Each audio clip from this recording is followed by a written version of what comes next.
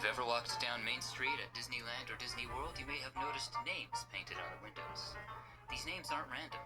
They're tributes to the men and women who made significant contributions to the creation of magic at Disney parks. Walt Disney Imagineering, originally WED Enterprises, was founded in 1952, when Walt's focus began to shift away from animation to other forms of entertainment.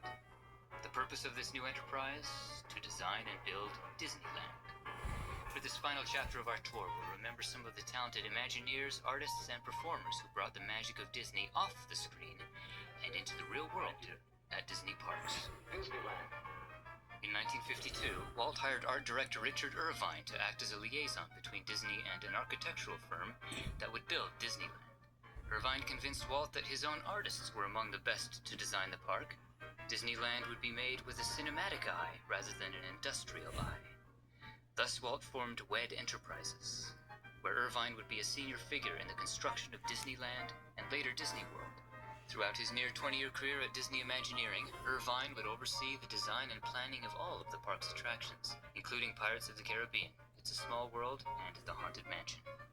He rests here at Forest Lawn in the Hollywood Hills, and was named a Disney legend in 1990. Walt would call on some of his most talented artists to help bring his vision of Disneyland to life. Among them was a man known as Disney's Renaissance artist, John Hench, who rests here at Rose Hills Memorial Park. He was one of the original Imagineers, and his first assignment at WED was to design attractions for the original Tomorrowland, eventually including Space Mountain, and also designed portions of Adventureland. He would go on to help master plan Walt Disney World, including Cinderella's Castle, and later help develop Tokyo Disneyland. His work in film includes the special effects in 20,000 Leagues Under the Sea, which won an Oscar. He was also the official portrait painter of Mickey Mouse. The world is happier because of John Hench, who became a Disney legend in 1990. This is the columbarium of the Evening Star at Forest Lawn, Glendale, where we find a number of Disney legends. Bill Cottrell was the first president of Disney Imagineering, then known as WED Enterprises. Bill began as a storyman at Disney, writing for several of Disney's early features, and even directing the Evil Queen and Wicked Witch sequences in Snow White. In the 50s, he brought his talents to WED. Walt would rely heavily on Bill's creativity and insight during the planning and construction phase of Disneyland. He wrote storylines for rides in Fantasyland, including Snow White's Adventures. He was named a Disney legend in 1994. Bill was also Walt's brother-in-law, having married Lillian's sister. Hazel Sewell was the first head of the ink and paint department at Disney, making her the first woman in the animation industry to serve as the head of a division. The department itself consisted entirely of women, the unsung heroes of Disney animation, who translated the pencil sketches by the animators onto the final inked and painted cells that we see on film. Hazel was also an art director on Snow White. Also here is son-in-law Marvin Davis, who worked on the master plan and layout of Disneyland, including Main Street USA and Sleeping Beauty Castle. Davis would also be the master site planner for the Florida project, Walt Disney World. He was named a Disney legend in 1994. We're at Mount Sinai Cemetery now, adjacent to Forest Lawn, Hollywood Hills, where rests Marty Sklar. He joined Imagineering in 1961, where he would help design the Enchanted Tiki Room and It's a Small World. By 1974, he became Vice President of Concepts and Planning, guiding the development of Epcot, Walt's experimental prototype community of tomorrow. He was a dedicated torchbearer of Disney's philosophy throughout his career as Principal Creative Executive at Walt Disney Imagineering, supervising design and construction of Disney's global park expansion, including Tokyo Disneyland, Disneyland Paris, and Hong Kong Disney. He is the only Imagineer to have attended the grand opening of all of Disney's parks. Marty Sklar was named a Disney legend in 1994. At Forest Lawn, Glendale, not far from where Walt rests, we find Claude Coates. As an artist, he was known for his rich background paintings for films like Snow White and the Seven Dwarfs and Pinocchio. When Walt began work on Disneyland, Coates was another of the artists he called upon to bring the magic of his artwork to the park. He would paint the designs and environments for the sets that would become rides like Pirates of the Caribbean, Mr. Toad's Wild Ride, and the Haunted Mansion. He would continue to design rides at every extant Disney park throughout his life, and was named a Disney legend in 1991.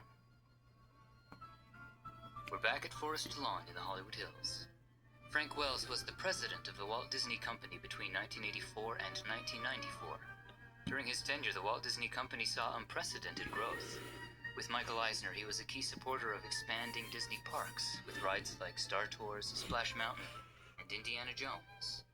He was also instrumental in creating Disneyland Paris and growing the company's international presence.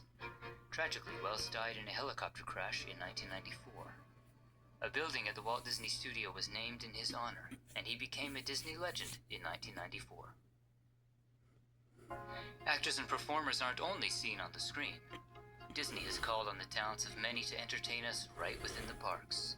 Take Thurl Ravenscroft, for example, who we find here at Cathedral Memorial Gardens in Orange County. He was perhaps the most famous bass voice of his generation, including as Tony the Tiger and the vocalist of You're a Mean One, Mr. Grinch. He lent his voice to Disney films like The Aristocats and 101 Dalmatians, but you'll also hear that distinctive deep voice of Ravenscroft throughout the Disney parks, including in the Enchanted Tiki Room, Pirates of the Caribbean, Mark Twain Riverboat, and as one of the singing busts in the Haunted Mansion.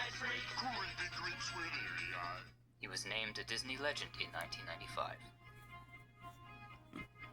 Leaving LA behind a moment, we visit Evergreen Washelli Memorial Park in Seattle, Washington.